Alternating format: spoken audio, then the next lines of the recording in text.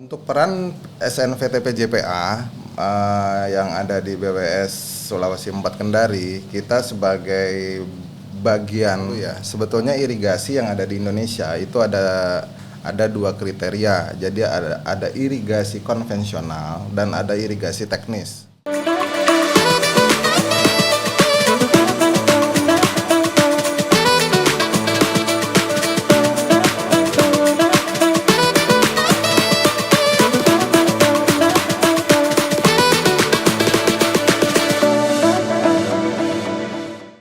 Halo Sobat SDA, senang sekali saya Nesa dapat kembali berjumpa bersama kalian dalam podcast Balai Wilayah Sungai Sulawesi 4 Kendari. Nah Sobat SDA, seperti yang sama-sama kita ketahui bahwa air merupakan faktor utama dalam keberhasilan produksi pertanian. Ketersediaan air yang dipasok oleh sistem irigasi menjadi salah satu faktor pendukung yang sangat penting dalam mewujudkan hal tersebut demi ketahanan pangan, pengelolaan, dan pengembangan sistem pertanian. Nah, untuk membahas lebih jauh mengenai hal tersebut telah hadir bersama kita Bapak Devi Sri Maulana STMT. Apa kabar Pak? Apa kabar? Baik Mbak. Iya, Selamat pagi. Pak. Baik ya Pak, Alhamdulillah. Nah, Sobat SDA, beliau ini merupakan Kepala Satuan Kerja Pelaksanaan Jaringan Pemanfaatan Air di Balai Wilayah Sungai Sulawesi 4 Kendari. Baik Pak, mungkin Bapak bisa sapa dulu Pak sobat-sobat SDA yang ada di rumah. Bisa perkenalkan diri dulu Pak. Baik, selamat pagi rekan-rekan semua. Untuk insan-insan PUPR yang ada di seluruh Indonesia, khususnya untuk insan SDA, Kementerian PUPR yang ada di Balai dan masyarakat yang ada di Indonesia. Selamat pagi, salam kenal, salam sehat selalu. Baik Pak, mungkin saya langsung aja nih Pak ke pertanyaan pertama. Sebenarnya peran dan fungsi PJPA di Balai Wilayah Sungai Sulawesi 4 Kendari itu apa aja sih Pak? Mungkin bisa dijelasin sama teman-teman yang belum paham. Baik, untuk peran SNVTP-JPA yang ada di BWS Sulawesi 4 Kendari, kita sebagai bagian dalam pengelolaan sumber daya air yang ada di Provinsi Sulawesi Tenggara, khususnya di bidang penyediaan air baku dan irigasi, sehingga kita merupakan salah satu unsur pengelola untuk pemberdayaan sumber daya air terkait dengan pemanfaatan airnya. Baik, kalau begitu Pak, berarti PJPA ini bukan hanya untuk irigasi aja Pak, tapi Ya, juga di air bakunya gitu ya Pak. betul. Ya. Baik, nah kan seperti yang sudah saya sebutkan tadi, salah satu faktor pendukung yang sangat penting dalam pengelolaan dan pengembangan sistem pertanian yaitu pengelolaan dan pemeliharaan sistem irigasi yang baik. Nah, Pak Maulana ini sendiri, Pak Maulana aja nggak apa-apa ya Pak ya, saya panggil. Iya, Bapak Maulana ini sendiri kan belum lama nih Pak jadi Kepala Satker PJPA di Balai Wilayah Sungai Sulawesi 4 Kendari. Mungkin Bapak udah ada opini mengenai pengelolaan sistem irigasi di Provinsi Sulawesi Tenggara ini seperti apa gitu Pak? Baik Mbak, sebelumnya saya jelaskan dulu ya. Sebetulnya irigasi yang ada di Indonesia itu ada dua kriteria. Jadi ada irigasi konvensional dan ada irigasi teknis. Jadi yang kita kelola di Kementerian PUPR atau di Direktorat Jenderal Sumber Daya Air, untuk irigasi yang kita kelola adalah irigasi teknis, yang dimana kita mengacu kepada kriteria perencanaan irigasi yang sudah ditetapkan juknisnya oleh Kementerian Pekerjaan Umum dan Perumahan Rakyat. Jadi saat ini yang kita kelola adalah daerah irigasi teknis, diantaranya mungkin rekan-rekan semua di Sulawesi Tenggara sudah mengenal daerah irigasi Wawotobi maupun irigasi dari Ameroro. Sebentar lagi kita sudah punya irigasi Ladongi ya, yang sudah mulai ada bendungannya dan sudah mulai beroperasi dan pengelolaannya ada di kita. Oke, dan saat ini irigasi teknis ini akan kita upayakan untuk ke modernisasi irigasi, yang dimana konsepsinya nanti bisa kita diskusikan di diskusi ini. Baik Pak, selanjutnya nih Pak, mungkin kita juga pengen tahu sebenarnya apa aja sih Pak yang mempengaruhi ketersediaan air irigasi di lapangan, baik itu dari sisi infrastruktur maupun sisi pengelolaannya. Baik, dari sisi infrastruktur, daerah irigasi yang ada di Sulawesi Tenggara khususnya, atau mungkin bisa kita lebih general lagi di Indonesia, Jadi infrastruktur irigasi yang ada di Indonesia merupakan investasi yang cukup mahal bagi negara Indonesia. Karena apa? Karena memang infrastruktur irigasi ini cukup membutuhkan biaya yang cukup besar. Di sana ada bendungannya, di sana ada bendungnya, di sana ada salurannya. Yang notabene salurannya kan bukan hanya 1-2 kilo kan ya. Jepang lebih maju, tapi untuk keradian terkait dengan daerah irigasinya hanya 1-2 kilo. Kalau kita bisa sampai puluhan sampai ratusan kilo. Dan lahan kita memang sudah luas.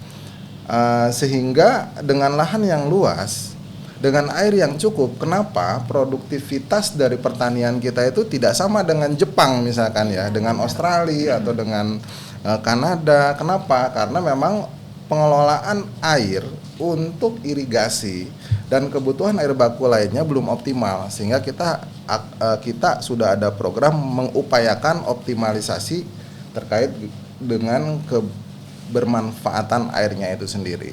Seperti itu. Baik Pak, tadi Bapak kan sebut ada upaya untuk optimalisasi kebermanfaatan air itu sendiri. Nah, untuk upaya-upayanya sendiri itu apa Pak?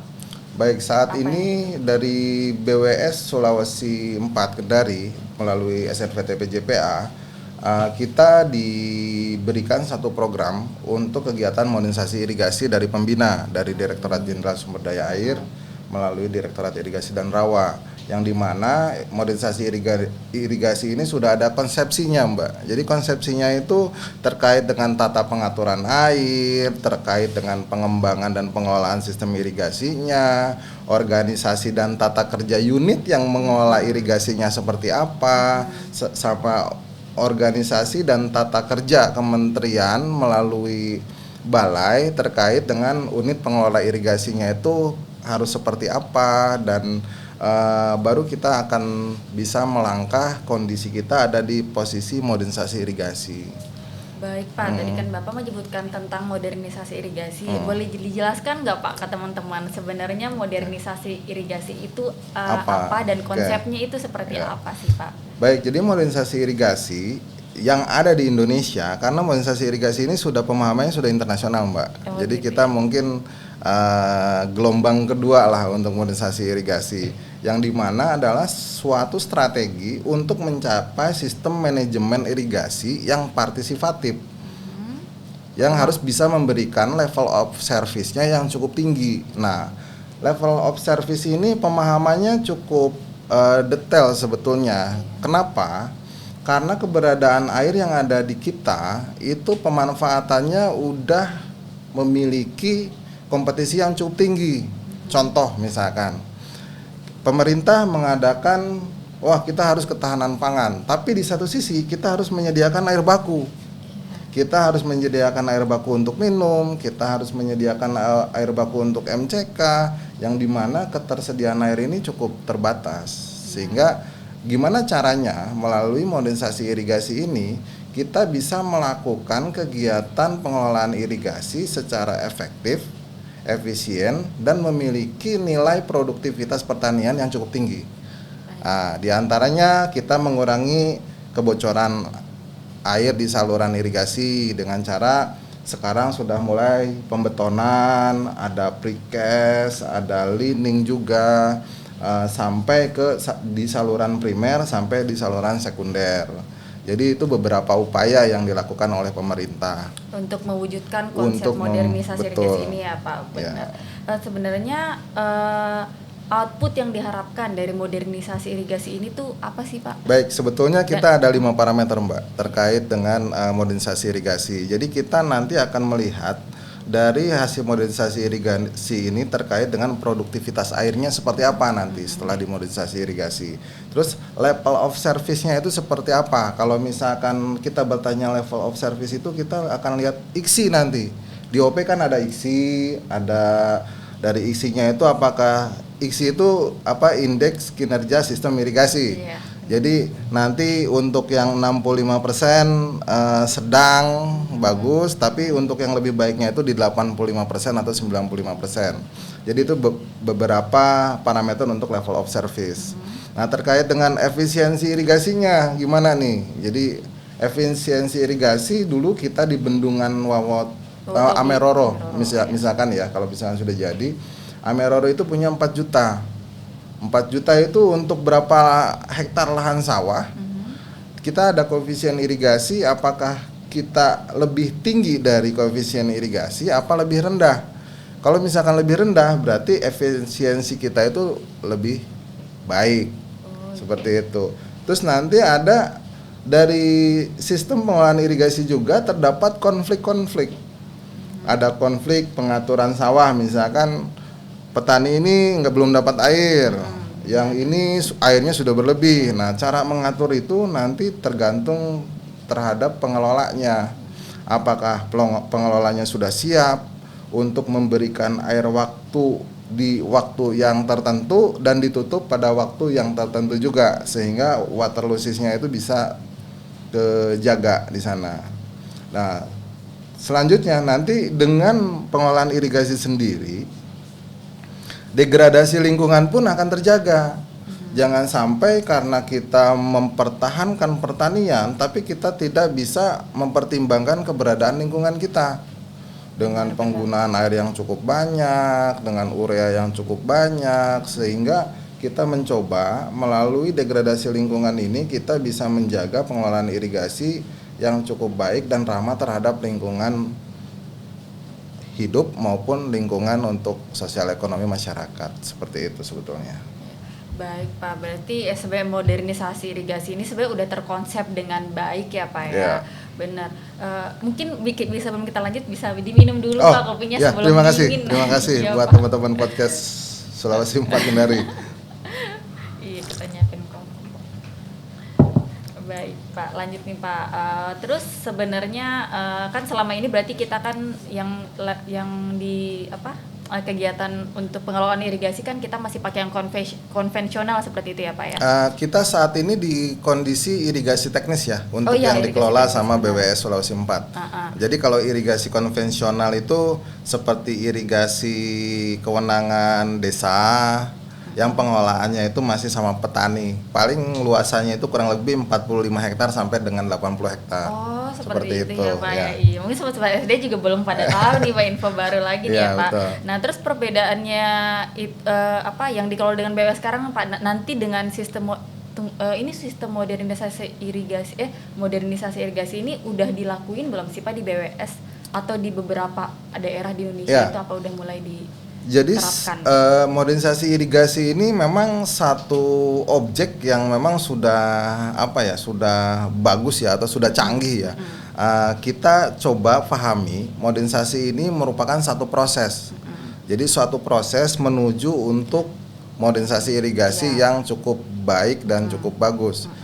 Saat ini di Indonesia di Kementerian PUPR kita sudah banyak program modernisasi irigasi. Kebetulan sebelumnya saya di Jakarta, Mbak.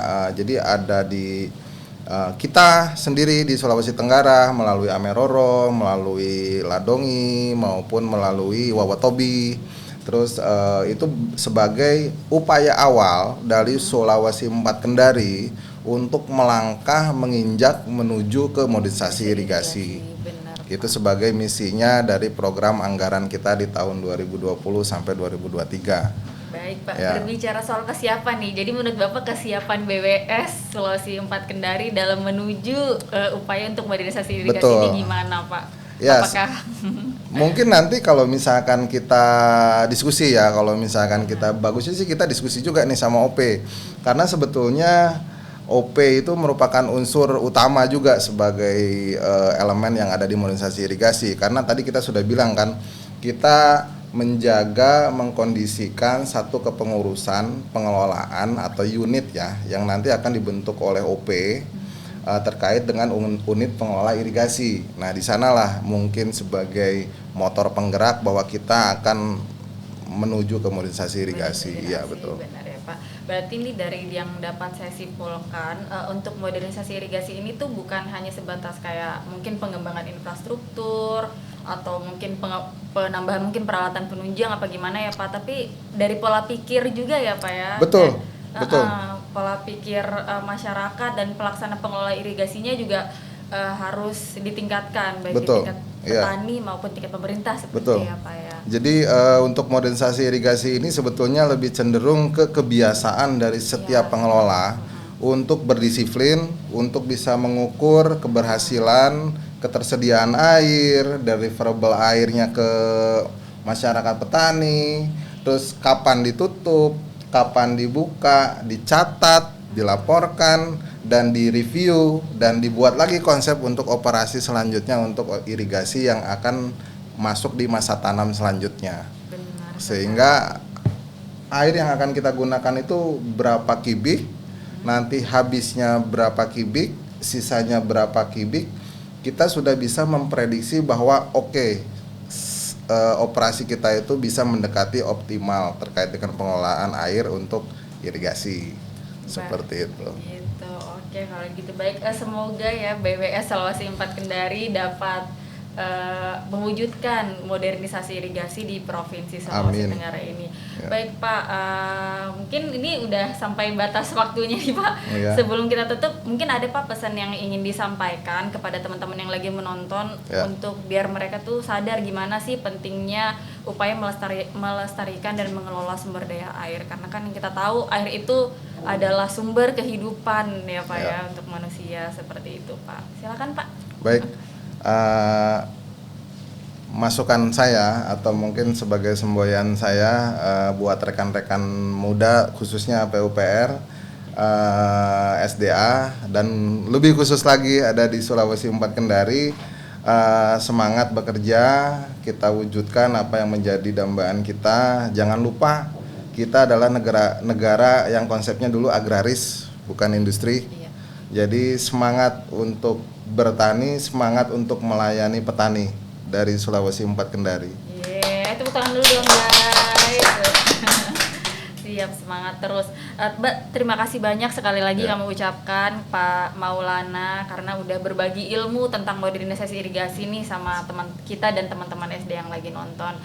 Baik, Sobat SDA, saya ingetin lagi untuk mengetahui kabar terbaru dari Balai Wilayah Sungai Sulawesi 4 Kendari, kalian bisa langsung follow sosial media yang terdapat di description box di video YouTube kita kali ini. Jangan lupa untuk like, komen, dan subscribe video kita karena tentunya kita bakal balik lagi dengan episode-episode yang gak kalah menarik dari episode kali ini. Baik, saya Nesa pamit undur diri. Sampai jumpa di podcast Balai Wilayah Sungai Sulawesi 4 Kendari selanjutnya. Podcast Balai Wilayah Sungai Sulawesi 4 Kendari bisa nih. Sampai ketemu.